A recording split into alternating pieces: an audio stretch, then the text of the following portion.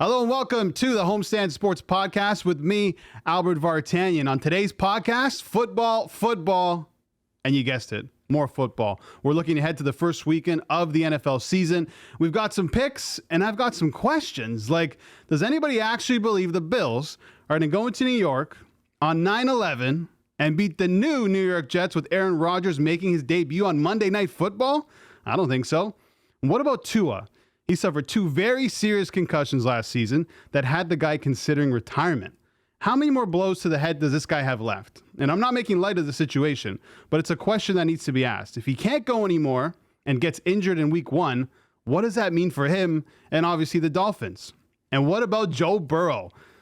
Joe Burrow gets paid. The Bengals QB signed a 5-year, $275 million extension that includes $219 million in guaranteed money. He's now the highest paid player in NFL history. So my question is the obvious one. How much is Patrick Mahomes worth? To help me answer these questions are two of my favorite football guests, the only two football guests I've ever had, really, Justin Pooni and Shawn McCormick. So without further ado, I'm Albert Vartanian. Welcome to Homestand Sports.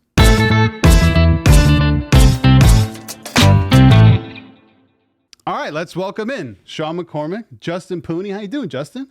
Kind of like slandered us a little bit, saying that we're your favorite guest, but like we're your only guest. Yes, but it's the truth. You are my favorite. Just take it for what it is, man. Yeah. We're on top. This is your We're on debut. top. Is this your debut, No, Shawn? no, we did the Otani pod. Oh, that's right. How's Otani doing these days? Otani's doing great. We're not going to talk about Otani, but we are going to talk about Thursday Night Football. The Lions going to Arrowhead.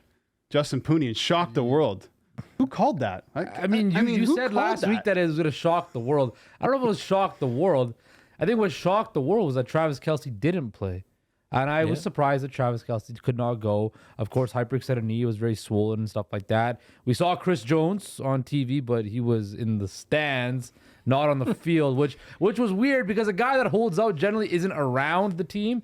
But he was at the game, I guess, for whatever reason. And apparently he was at a Chiefs charity event a couple days before. So Yeah, he's still a part of the team, right? Like check out the banner, which he was a big part of, obviously huge in the Super Bowl last year, and you're still on the team. He's just not happy with his contract. But don't you think it's kind of like weird for like teammates, like guys that are in the locker room are prepared to go to battle, and they see him sitting in a suite with his two henchmen, mob bosses. I found it strange too. I'm like, this guy's holding out. He told the reporter that he hasn't talked to the front office, the Chiefs front office, in a week. They're not anywhere near his number. At the stadium, and he's at the game with two guys from The Sopranos. Well, the team's trying to get ready for the games, firstly. So, Right. it makes sense to me that contract talks are off, at least for the first little bit. They have until, I think, week 8. the bye week, And before his contract won't count towards the season if he doesn't play week 9. So he'll be back soon, and they'll restructure the deal. You see all these deals getting made like in the last week or so. Bosa got paid. The guy from the Cowboys got paid. Terrence Steele, Yeah, and now Burrow got paid last night too. So, which I think was real petty, by the way. That was awesome. Real petty. That was awesome. What I'm watching the game, and then I get a text during the game. Okay, we'll see. I looked at it on the break, and I saw that they announced a Joe Burrow contract like right after kickoff. Yeah, and we know the rivalry between the Bengals and the Chiefs right now. I thought that was very petty. But also, I loved it. Mind games. It's building the rivalry, right? It's trying to steal the thunder from the game. And when the Chiefs were supposed to be celebrating their Super Bowl win last year. Yeah, Mahomes had to go in the back after losing at Arrowhead to the Lions and read that. Maybe it doesn't really mean anything. Mahomes is going to get paid eventually. But Shawn, to you, I mean, Burrow he's never won anything in the NFL. No, right? A comeback player of the year. He's made the Super Bowl, sure, but he hasn't done what Mahomes has done. Sure. When Mahomes is ready to re-up his deal, what's that number going to be like? How much is he worth to the Chiefs? Not only the Chiefs, actually, but to the NFL. I mean, he's the when it's synonymous with the NFL now. Like he is, now that Tom Brady's gone, he is the guy for the NFL. I think so. It's important that he gets paid. Obviously, he's on contract until I think 2031. Yeah, but I think they'll end up restructuring it. He'll get more money. Like he's still getting paid well, but he's not getting paid, Deshaun Watson money or Joe Burrow money, Justin Herbert money. So he's going to want to get that money.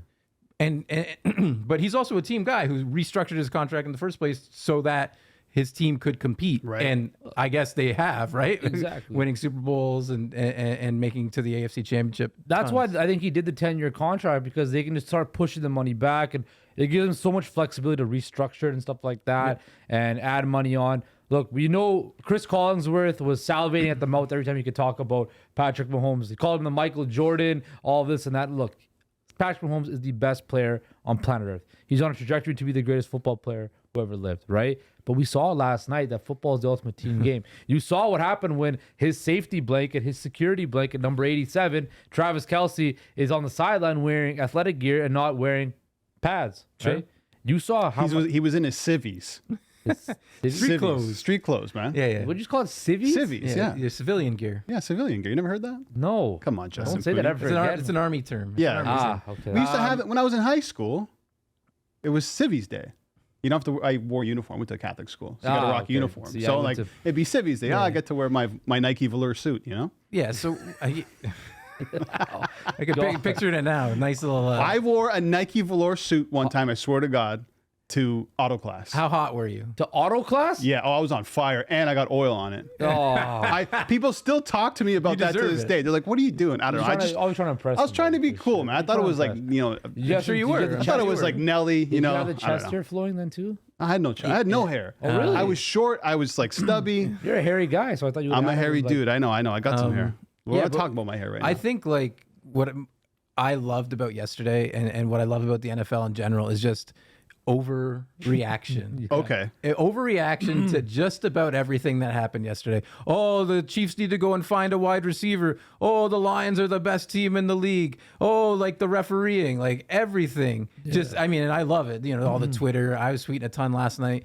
And just, that's what the NFL is. Yeah. We overreact to every single thing.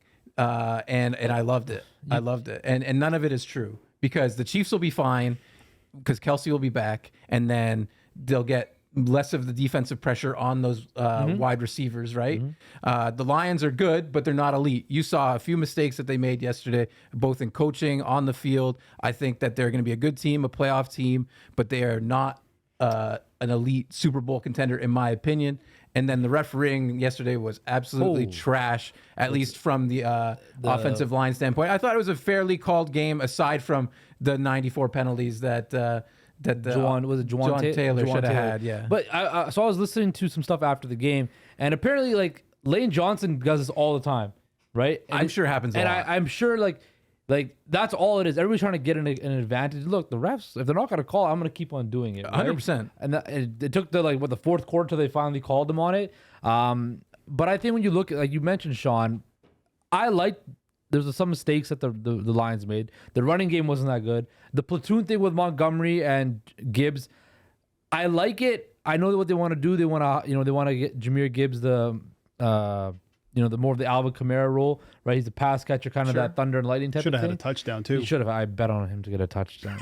He fell. Anyway, but from what I saw, the Goff played well, right? Yeah. He played very well. He was controlled. He had some pressures and stuff like that. Amon-Ra St. Brown had a very good first half. Remember, this team is missing Jameson Williams too. Got caught betting, and then I missed the first 6 games. Yeah. But the one thing that really stood out for me was when they went for it on 4th down was in the first quarter when they were backed up in their own end zone and they successfully converted it. That to me shows On 4th down. The 4th down, excuse me.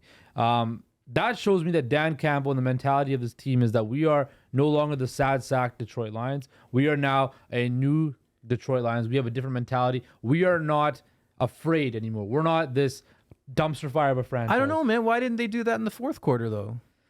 Yeah, You're on the Chiefs. That's a good question. You're on the Why Chiefs didn't they do 40, it? and it's 4th and 3, and you're punting. And like to me, like Giving Mahomes the ball, that's cowardly, right? You Yeah. don't want to give Mahomes the ball with. I think it was like 5.5 minutes left. They punt, and then the Chiefs came down and scored, I believe, to take the lead. Yeah. And it's just, to me, it's like I understand that the defense was playing well, but that's Patrick Mahomes on the other side of the field. That is. And if Kadarius Toney, who again, again, overreaction. I think he'll be okay as long as he stays healthy. Like, you're not gonna have 4 drops or whatever you had yesterday. Kadarius Toney should 4. get fired on his day off. No, he shouldn't get No, fired he on his should. day off. He'll be Listen, okay. I just wonder. I don't want to spend too much time on Thursday Night Football, and we'll get into the games this weekend. But I just wonder if Travis Kelce was in that game, how many targets does he get? And actually, the other question is, is Toney and the other receivers, Sky Moore, Valdez-Scantling. are they dropping those balls at the way that they were at that rate with Kelce in the game? It's different because, as Shawn mentioned, when Kelsey's on the field, he garners so much attention, right? Like, he is the best tight end in the game, one of the best pass-catching players in general in football, right? So he has such attention that opens up lanes for other players. And you saw what happens. Like, Mahomes doesn't play in the preseason. He doesn't have the reps that he has or the chemistry he has with these younger receivers as he does with Travis Kelce, right? Where you know at the end of the game where the ball's going to go in crucial situations. It's going to 87. Everybody knows it. Mahomes knows it. He knows it. Other team knows it. Everybody in the stadium knows it's going to 87. Yeah. And 87 can pull it down. But you saw last night just the lack of chemistry and just the lack of trust that he had. And that pick 6 was kind of Kadarius Toney's fault. He should have secured that catch. But I think, sorry to cut you off, but I think Mahomes trusted his guys. Yeah. They just didn't. He has to. He has to go to somebody. They didn't execute, right? I did see a lot of frustration on Mahomes' face. You got to be. How can you not be frustrated? Pan to him after every drop. If Kelsey's in that game, they win by 14. I would think so too. They dominate that game. Well, think about this, right? Game. So, what was the line? 6.5. And then the Kelce news came out, and it dropped to 3.5. So maybe not 14, but comfortably. So I'm just saying, Kelce being out of the game. Yeah. Made that line drop 3 points. There's not a lot of that's a way you can assess his value. Yeah, there's not a lot of guys that can, like you said, non-quarterbacks that hold that much value on points. Right, and he's getting older too, right? He is, and I think it's a transitional period for them. As much as we think this Chiefs dynasty or this dominance will run for its course for a while, you lost Tyreek Hill, Travis Kelce's getting up there in age. Chris Jones isn't getting any younger. There's going to be a lot of turnover on this roster. Yes, Mahomes is going to be the constant, but you got to figure out ways to replenish those weapons because right now it's Kelce and not really anything else. Yeah, you never know though. I mean, anything can happen. Think about it. They lost Tyreek Hill. What did they do? They followed up with a Super Bowl, true. right? And look at when Rodgers was at Green Bay. Over the years, that team actually got better. 10 years into his time, he got Devontae Adams, who's maybe the best of the bunch, right? Yeah. So, I mean, I wouldn't write off the Chiefs. 2 big storylines, obviously, coming out of that game. The Chiefs losing at home. What does that mean? Super Bowl hangover. The Lions, they actually look legit. Is this a one-off, or are they going to go on a run and win the division? Lions didn't play that good either. No, but they look good, right? Yeah, they look good. They have a plan. They know what's going on. Okay, let's move on to the games this weekend because there's some phenomenal games, starting with Monday Night Football. The Jets, the Bills at the Jets. I mentioned off the top, the question was, do people actually think the Bills are going to go into New York, 9/11, yada, yada, yada, and take down Rodgers and the Jets? I'm not completely convinced that the Jets win the division. I'm not convinced that they go on a run and win the Super Bowl. But in the first game of the season, with all this hype, tons of question marks around the Buffalo Bills, people are kind of counting them out. Is this, for the Bills, a statement game to show like, hey, we're still the dominant force in this division, Shawn? Yeah, I mean, it's going to be a very tight game. I think that the Bills, they have similar teams to what they had last year. The Jets have a lot of turnover. Obviously, you have a turnover at the most important position. It is a statement game for both teams. Mm-hmm. You want to come in and show that if you're the Jets, that you can hang with the Bills. And they showed it last year. And I'm not saying that they didn't, but you want to come and punch them in the mouth and say, hey, we're here. We're the favorites. We deserve to we're going to take over this division now. And the Bills are doing the opposite. They're trying to say, hey, like, you guys have some shiny new toys, but we're still the best team in this division. Yeah. So I love it. I love this game. I think it's a great story. Again, this weekend even, we'll get to the Cowboys and the Giants. Right. Like, to have those 2 games on Sunday Night Football and Monday Night Football back to back is huge for New York, huge for the NFL. I love both these games, and I think that the Bills come in and they actually show the Jets that, you know what I mean, that they're still the and king they get of the it done. Yeah, the Jets are 2.5-point home dogs against the Buffalo Bills.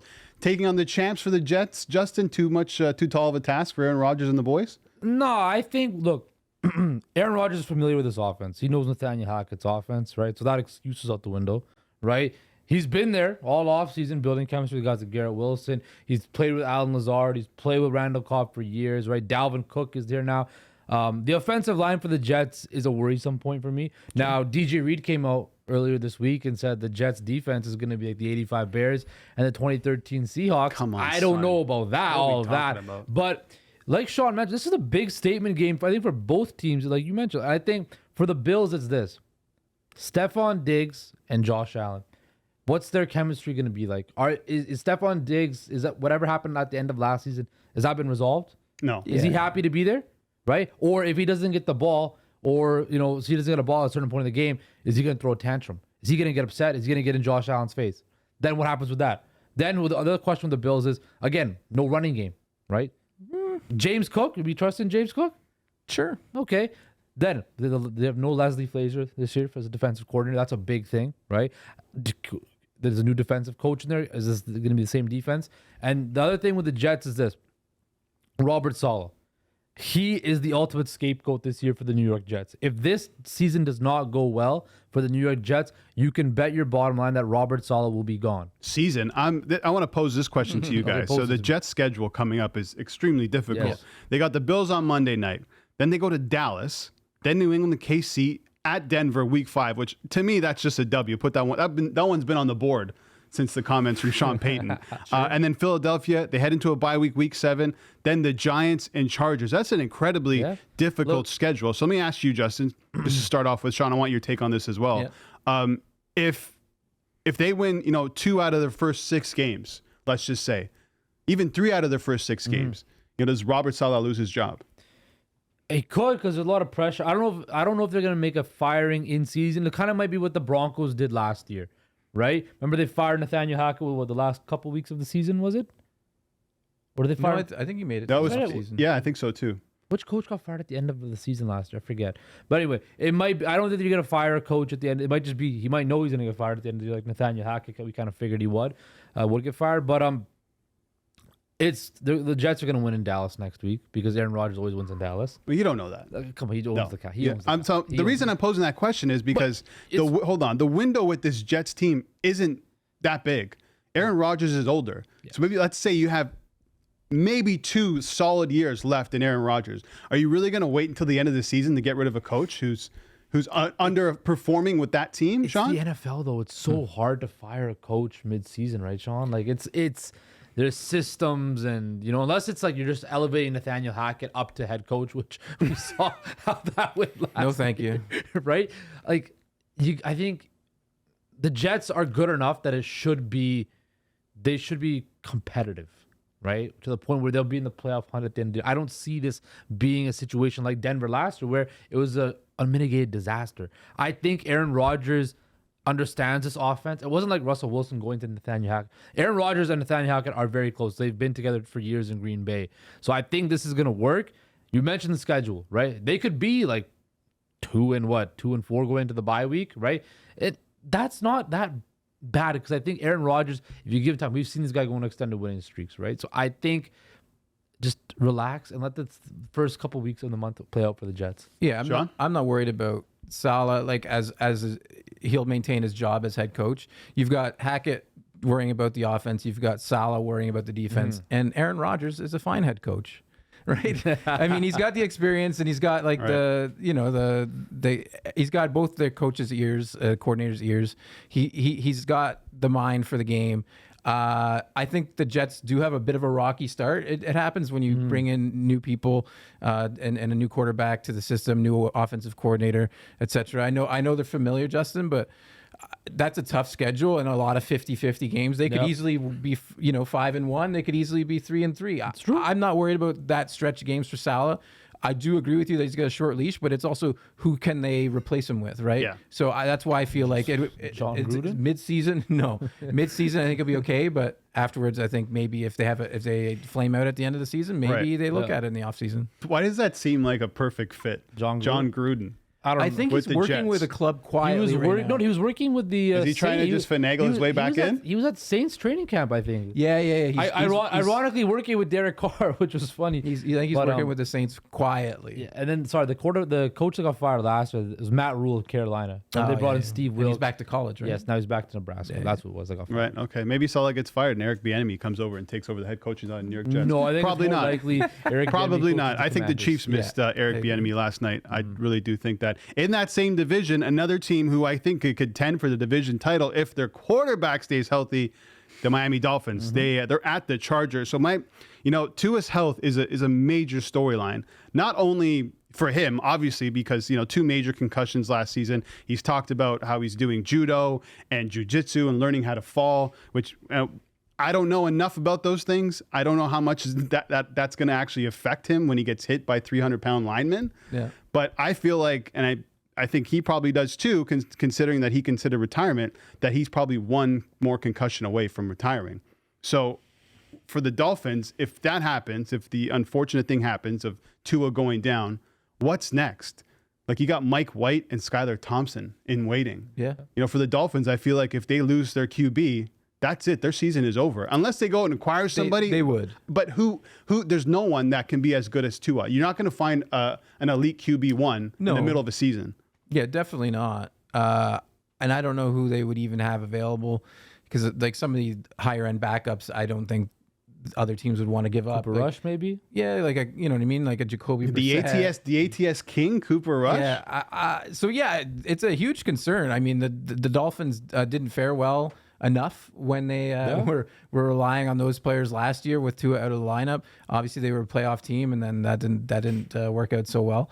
But they held their own against the Bills. Weirdly enough. Did. So I mean, I love Tua. I hope he can stay healthy. He's good for the NFL.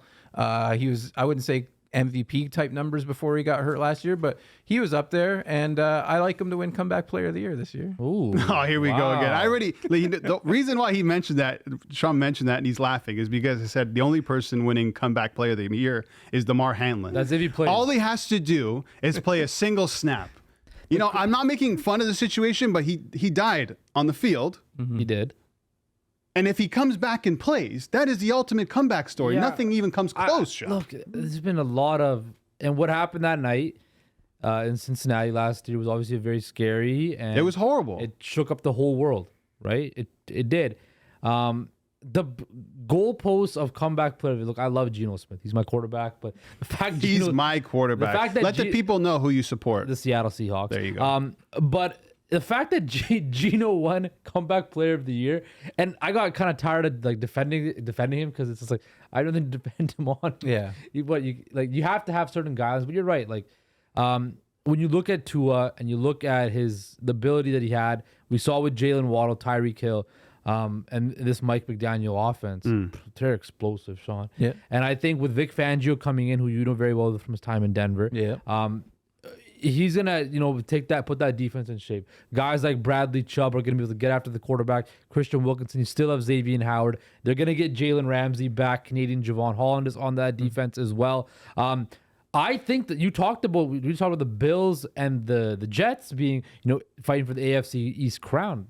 Why can't Miami? I actually think Miami's got the best chance to win this division. Well, that's what I said, though. I think they can. But it all, as good as Waddle is and Tyreek Hill, if you don't have Tua there, it's not going to happen. True. I'm sorry, it's not going to. That's the biggest if, right? But I think this team, if Miami can stay healthy and Tua can play 15 games even, right?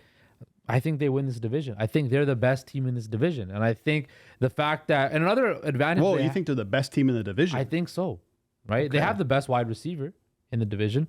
They have, who's saying he's going to go for 2,000 this year too? Yeah, I mean, you have Jalen Waddle might be the third or fourth best. They have two of the top 5 wide receivers in the division, right?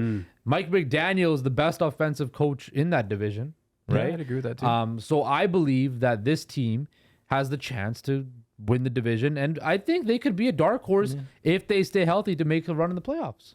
Comeback player of the year odds, according to DraftKings, Damar Hamlin minus 285. Just behind him, Tua plus 2,000. Russell Wilson plus No, two. that's not See, Ru- how could he be the comeback player of the year? because it's Russell coming back from Wilson. a It shitty fits the year. narrative. But listen, the 201. If Tua plays a full season, Yeah. he's gonna challenge Damar Hamlin. and MVP. And again, I don't want to make light of that situation. No, but, and we're not doing that. But but, we're talking odds. We're talking what but we think. both these teams, the Chargers and the Dolphins, and even the Bills to an extent, had injuries to their quarterbacks midway through the year, and it sort of derailed their season. Josh Allen played with a hurt elbow. Tua was out with head injuries. Justin Herbert fractured his ribs early in the season, and they still had pretty good years. Yeah. So if they can stay healthy, we saw Mahomes with his ankle in the playoffs too, right? Like these guys are elite of the elite. And if they can fight through these injuries and perform at those level, imagine what they could do when they're healthy. And all four of those teams could make a deep run. I'm very interested in this game between the Chargers and the Dolphins. I think it's a tight one. Yeah, it's a sneaky good game. The Chargers laying 3 points against Miami. Okay, let's move on. The Dallas Cowboys, who I feel like over the past week and a half, 2 weeks, have been getting a ton of love, like Super Bowl winning type of love. Mr. Mike McCarthy taking over the offense. I think, to me, that's probably the biggest storyline with the Cowboys. Also Dak, and you don't know what you're going to get from Dak. But when you look at the Cowboys this season, if you look into your Justin Pooni crystal ball, what do you see? I see a really good defense. I see a guy in CD Lamb who's emerging as a top wide receiver in football. But I also have questions at some of the biggest positions. Can that offensive line stay healthy? They're older, right? Sure. Can Tony Pollard come back from his pretty severe injury from last year and be the bell cow running back? He'll be fine. Yeah. You think so? Yeah. Did you take him on your fantasy team? Is that what you're saying? No, I just think he'll be fine. I mean, he ran pretty well in preseason. He did. And I just think he's a very good explosive running back. They don't have a lot if he gets hurt, so that's interesting. Deuce Vaughn? Deuce Vaughn, Dowdle. Yeah. But yeah, no, I really, really like the Cowboys too. I have them making the NFC championship game. Wow. I like them and the 49ers, and the Eagles are obviously up there too, but I would say right now it'd be 49ers and Cowboys for me. And yeah, the big question mark with Dak, but again, he was hurt last year too, fractured his thumb in week 1, right? He sat out for the minimum 4 games, right? And then he comes back and he leads the league in interceptions. So yeah, just another question mark, but I think guys that have proven it before and have a good track record like Dak Prescott, I'm not too worried about. And they bring in a shiny new toy for Brandon Cooks.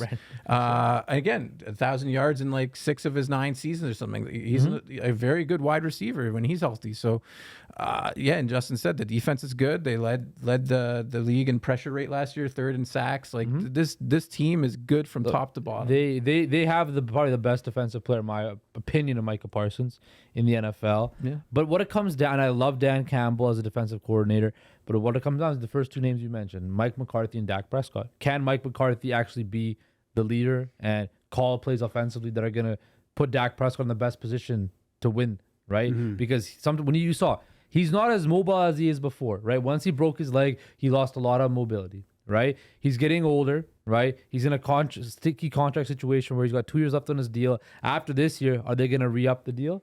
What's going to happen, right? Dak Prescott saw Trey Lance come in.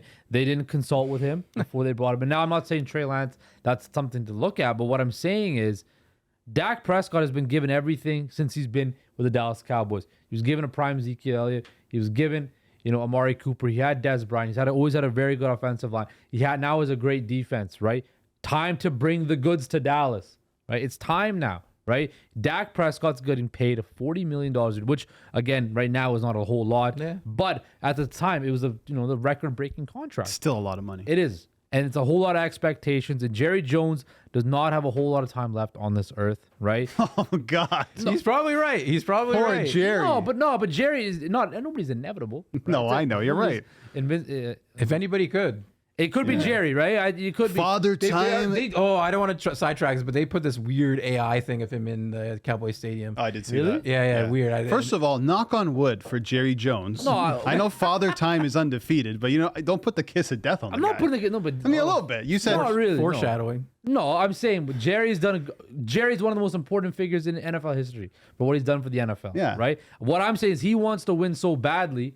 Right. He's invested all this money into this team that it's time to. He hasn't been to NFC Championship game since 1996. 27 years ago. That's insane. Ima- 1996. Imagine that. The biggest franchise in all of sports has not been in a conference championship game in 27 years. It is time for the Dallas Cowboys to hit that level. Well, the Cowboys open up on Sunday Night Football at the Giants. Daniel Jones, Mr. Moneybags, and Saquon Barkley returning for the Giants. I don't know what to expect from these guys this season. In that division, this is a divisional matchup, obviously, in the NFC East. Yeah. I mean, the Eagles are projected to win the division. I don't see the Cowboys beating them out. But where does that leave the Giants, Shawn? Fringe wild card team. I expect a bit of regression for this team. I love Brian Dable. Daniel Jones can't get it done when you're just throwing 15 touchdown passes in the NFL. Ran a lot last year. He doubled his run production from 60 attempts to 120 attempts, 700 yards and like 7 touchdowns last year. If he can continue that, that'll be good for him. But still a lot of question marks. Wide receiver room's not that deep. I wouldn't even say they have a 1 on their team, really. Darren Waller has some injury concerns. I expect the Giants to lose this weekend and, to be a fringe wild card team. We'll see if Dayball can keep them focused and if Daniel Jones can take that next step. That's the key for me. I don't think he's got it in him. I think he reached pretty close to his ceiling last season. I like the Giants, to be honest with you. I think that, you have Saquon, you have Daniel Jones, you brought in Darren Waller, you draft the wide receiver in Jalen Hyatt. I kind of like what they got there, right? They kind of shocked the world, everybody, a little bit last year. But I think they're a playoff team in the NFC because they play in the NFC. They had a negative point differential last year. That's fine. The thing with Darren Waller, I feel like year 2. I feel like this season, there's 2 guys who really hold the keys to the Giants being successful. One, obviously, being Saquon Barkley, and he's probably going to go off. He really wants to prove himself. A lot of these running backs are in a similar situation. Josh Jacobs are going to want to prove themselves. Barkley has shown what he can do. And then it's Darren Waller. Darren Waller can be a top 3 tight end in the league if he's healthy. Top 2. Those are two incredible options. Yeah. And if Daniel Jones, listen, he's not going to throw as much, but he can use his legs. Yeah. He's not a bad running quarterback. So they have the pieces there, right? Some good pieces on defense as well. You never know with the Giants. So we'll see. The Giants, Cowboys, as I mentioned, Sunday Night Football. Let's wrap up with one more game. So these are our best games of the weekend, and it's the Bengals against the Browns. We touched on Joe Burrow. He just got paid. He's going to be playing this weekend. My question for the Bengals is, can they do enough in this game against the Browns? The Browns are 8-2 against them in the last 10, by the way. Can they do enough to protect Burrow in this game?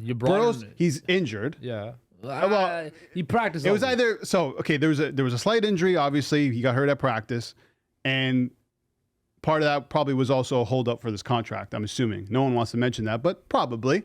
Sure. But if the Browns defense can get to this guy more often times than not, and we've seen this Bengals O-line, there's holes in this I-line for sure. If they can't protect him, what does that mean for the Bengals in this game and even moving forward this season, Shawn? I mean it's going to be tight. I'd say Joe Burrow, his Achilles heel so far has been, aside from maybe the Chiefs, but he's had some good luck. He beat the Chiefs in the playoffs too. But it would be the Browns. The Browns are 4-1 against him. 10 touchdowns, 5 interceptions, sacked 18 times against the Browns in those 5 games. Yeah. So that's a big problem. That's a problem, Mike. So I don't know. I like this game a lot too. That's why we're talking about it. And a lot of questions on both sides of the ball. But if they can't protect them, again, you got to worry about these guys who you just gave a lot of money to. Their health is paramount because similar to what we talked about, is like if Joe Burrow goes down, who's there for the Bengals, right? So AJ McCarron? Yeah. That's the backup, right? Yeah. But look, it's going to be tough, right? Because they just got Orlando Brown, the left tackle from the Chiefs. They brought him over. He kind of swooned everybody. They had, of course, spent all that money the year before on the offensive line after what happened in the Super Bowl. But it's going to be tough because, like you said, Cleveland plays them well. You got Zadarius Smith and Myles Garrett on the defensive line for the Cleveland Browns, 2 elite pass rushers. Joe Burrow, though, he's got that it factor. And I think he might not be as flashy as Mahomes. He might not be as athletic as Lamar Jackson, as big as an arm as Aaron Rodgers. But what he is, he's cool. Cool. He's cool under pressure. Yeah, you can't be that cool, though, if you're limping around the field. And it helps when you got 2 number 1 wide receivers on the outside. Yeah, but it doesn't help when you got an O-line who doesn't care about you. But the thing is, Joe Burrow knows how to get the ball out quick. right? He knows. He's had to play with a bad old line for the last couple of years. He knows how to, and they still win. And by the way, just a correction, his backup is rookie quarterback Jake Browning. Oh, yeah. McCarron went to the USFL or something. Yes. Oh, right. Yeah. 27-year-old Jake Browning, 6'2", 209 pounds from Washington. That's some good intangibles. Yeah, whatever that means. The Bengals, Tua, like Dolphins are in trouble if Tua goes down. The Bengals, see you later. They're toast. Well, if that's Burrow's, any team, right? like how many games? Honestly, how many games would the Bengals win without Burrow? So again, Like, what would you put their over/under at? I say 4.5. 6? No, they'd win more than that. With who? Jake Browning. They'd find somebody. They'd find somebody. Yeah, What, they're going to call Ryan Fitzpatrick? You'd probably call McCarron.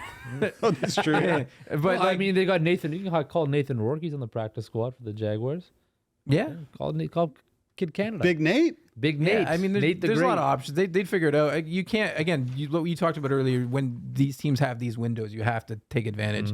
And even if you lose Burrow for the season, God forbid, you have to do something to try and figure it out, right? So Yeah. that's what they would do. Knock on wood again. We're not Talk about trying to kiss get of death, man. yeah, knock on wood. Jesus. Knock on wood for Tua, knock on wood for Burrow and Jerry Jones because Justin doesn't think he's going to be alive for a very long time, unfortunately. How old is he? He's what, 88?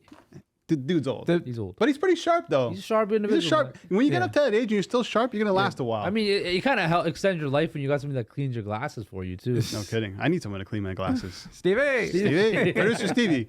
Okay, let's take a quick break. We'll come back, wrap the show with some picks. Okay, let's get to the picks of the weekend. We each got 2 picks. The first one is our individual locks. The bet we're going to make no matter what. We're not looking past it. We're not second guessing it. That's the lock of the week. The second pick is what I do. This is why I'm not that successful as a gambler. It's the gut feeling pick. It's I got a feeling. I don't know why, but I'm feeling this team might win. All right. Let's start with Shawn McCormick. Let's start with the lock.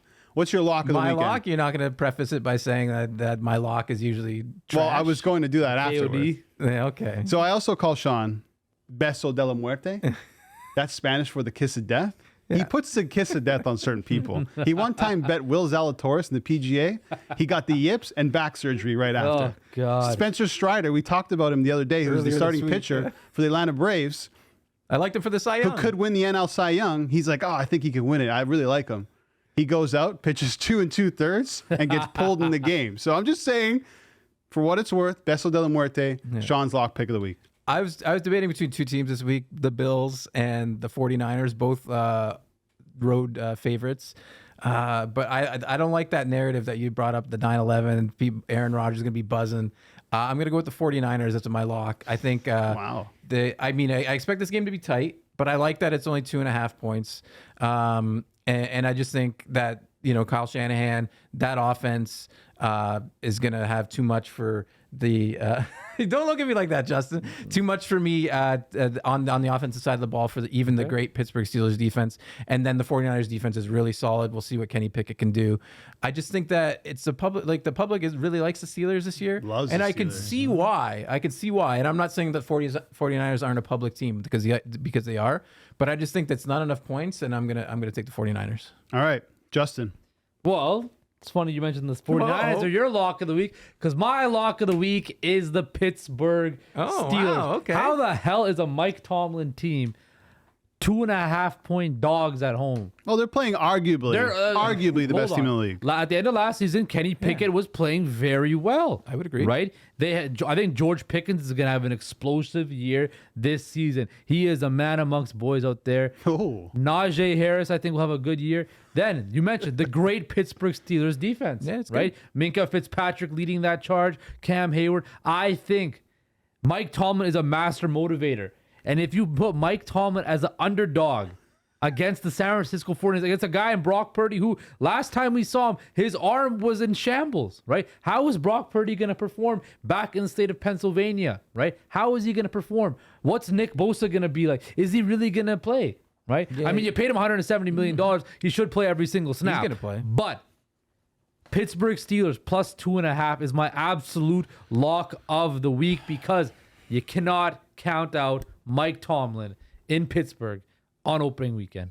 I didn't see that coming. I didn't see that coming. I love that. Right. McCormick vs. Pooni. Episode one. He's All right, coming so- for me. He's coming for the So jugular. Sean's going with the 49ers minus 2.5 in Pittsburgh. That's a risky pick, brother. But listen, you're Beso de la Muerte. plus 2.5 Steelers for Justin Pooni. My pick, I probably shouldn't be making this the lock, but it's the lock. New York Jets money line. Oh, Plus 114 on DraftKings for all the reasons that I said before. I just can't see them losing this game. Okay. I know the Bills are good. I get it. Josh Allen, one of the best quarterbacks in the league. Championship contender, Buffalo Bills. I brought up both teams, Monday Night 49ers Football. and the Bills, and you guys are both picking against me. I see how this show's gonna go. Man. Hold on. Monday Night Football, prime time, Aaron Rodgers. New York. I'm not bringing up 9/11 once again, but listen, I brought it up once again. These things matter. And these narrative and these, everything outside. Hold on. The DeMar Hamlin thing too. No, don't worry about that. Oh, I forgot about that. Yeah. Why'd you throw that out there? Now you threw me off. I'm still going Jets money line. Okay. Gut feeling. I don't know why. I think this team might win. Pick of the week, Shawn McCormick. Let's go with the Tennessee Titans. The Titans. Plus 3. Yeah, to be honest, I'd even take the money line. Okay. Right now they're and plus again, 136. I like both these teams too. I think people are writing off the Titans a little bit too much. I think that they're a solid organization led by Mike Vrabel. They dealt with a ton of injuries last year and still competed. Obviously, they fell down a bit down the stretch. That's an understatement. But I still think they're very capable of winning this weak division. And I think that they can defeat the Saints, who are, again, dealing with a new quarterback, Derek Carr. I don't really like Dennis Allen, their head coach. I think they're a talented squad, but I'm just going to, again, gut feeling. I like the Titans this weekend. How Derrick about Henry's How about DeAndre Hopkins picking up the phone and calling teams and listening to no, and lands with the Titans? Yeah, I mean, talk about something to prove this season. Yeah, he does. He'll get a huge target share too. Like, my God, yeah. I don't see Treylon Burks moving the needle this year. And also sneakily, I think the Titans Saints one of the games of the weekend, and we didn't talk about it, but it should be a pretty good game. It's a battle of the mids. It's not one of those. It's like one of those ones you like dirty football, like where it's going to be tight the whole game. Yeah, a lot of big hits. It's going to be like a grinder. It's a mid-off. It's a mid-off. It's going to be two teams that are middle of the pack. Battle of the mids. Yeah, battle of the mids. Oh, mids. Mids, not whatever you just said. I don't know what the hell that even means. A battle of the mids. I said mids. No, get the mids out. Are you taking Titans money line or spread? Yeah, let's go to the money line. So plus 136 at the Saints. Okay, Justin Pooni.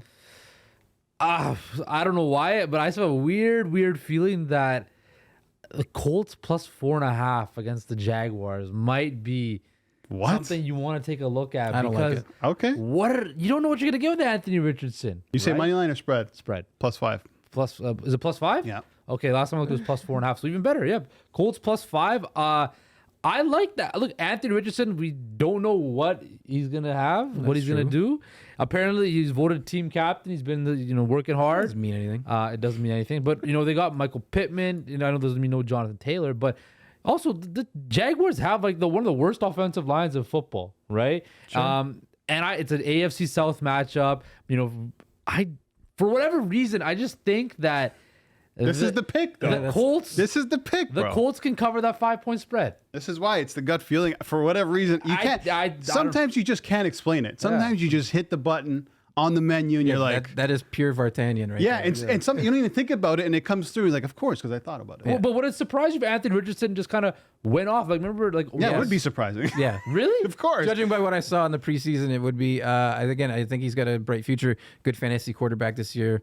I don't have high hopes for the Colts this year. Nobody has high hopes. I'm saying, like, they could put a good show. I would like it a lot more if Jonathan Taylor was playing. But the line wouldn't be 5, though. No, it wouldn't be. It'd probably be closer to 3 without the hook. Sure. All right, so you're going Colts plus 5 for my non-Spanish listeners. My second pick. This is obviously the gut feeling. I don't know why. Have you guys ever heard of the Super Bowl hangover? Yeah. You started the show off with that. Yeah. The Eagles.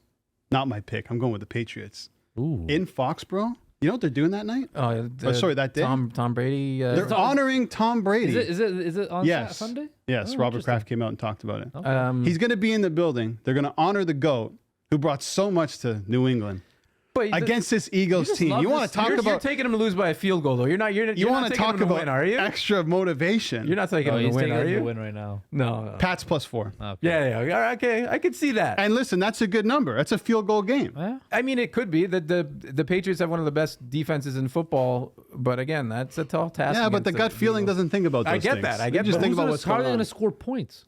Don't worry about it. Mac Jones? Brady's there. Ramondre. Bill O'Brien? Bill O'Brien. Jesus. Mackie Jones, man. Come on. Jesus. Zeke's there. What? Hey, you never know. Overweight Zeke? You never know, dude. So here are the picks. Let me recap. Shawn's lock of the week. 49ers minus 2.5. Pooni's going Steelers plus 2.5. They're going head to head. I got the Jets money line. God. And the gut feeling picks of the week. Shawn's going Titans money line plus 136. Pooni's with the Colts and the plus points, and I'm with the Pats plus points as well. I like that both your picks were like gut feeling picks. They're like, that's, to me, that's the Jets isn't a lock, man. That's not a lock, but hey, good luck. No, the Jets are my lock. Yeah, but they're not. What do you mean they're not? They're not a lock, but good luck. I wish you well. Dude, I wish everyone the luck. Listen, if you tail me, I apologize in advance, but hopefully you win. Boys, good podcast today. I had a lot of fun. So did I. Did you actually? Yeah. We got. If you're watching this on video, by the way, Shawn's got a Broncos T-shirt on with a Broncos logo behind his head. I bring all of the football gear. I went to the Jets Bengals last year. My buddy gave me that Broncos head that you can sort of see behind me. I'm not gonna have a lot of opportunity to win the wear a Broncos shirt this year. I think they finished like 6-11 or whatever. What do you mean opportunity? You're a fan of the team. You can wear whatever you want. I'm gonna wear it, but I just mean like. Oh, you're one of those fans. I think they're gonna win this week. Oh, you're one of those fans. I think they're gonna win this week. Okay. I'm not one of those fans. You only support your team when they win. Please, yeah, you know wow. me, big Leafs guy, big Jays guy. God. Yeah, they don't call me. They call me Beso de la Muerte for a reason. Beso de la Muerte. It's going to be a segment on this show, the Kiss of Death pick of the week. Okay. For our podcast listeners, Justin Poonies has a nice baby blue Michael Jordan sweater on right now. Yeah. Right? Well, I see Jordan's logo in the I'm middle. hopping on a flight after, so I dress for comfort. Did you get that from the Nike store or Alibaba.com? The Nike store, actually. Okay, so it's not a Fugazi. No. That's only my soccer jerseys are Fugazi. We might have to throw in like a Fugazi pick of the week. What's Stevie's Fugazi pick of the week? Producer Stevie, just yell one out quickly. Bengals. Oh, he's going with the Bengals. Okay. I like that. Do you? Yeah. All right. So we'll just go with producer Stevie's pick of the week, the Bengals. The Bengals. Against the Browns. All right, that's it for the show today. Thanks so much for watching and listening. If you want to download the podcast, anywhere you get your podcast, you'll find Homestand Sports. We're dropping podcasts every Monday, Wednesday, and Friday. We'll be back next week. For Shawn McCormick, Justin Pooni, I'm Albert Vartanian. This has been Homestand Sports.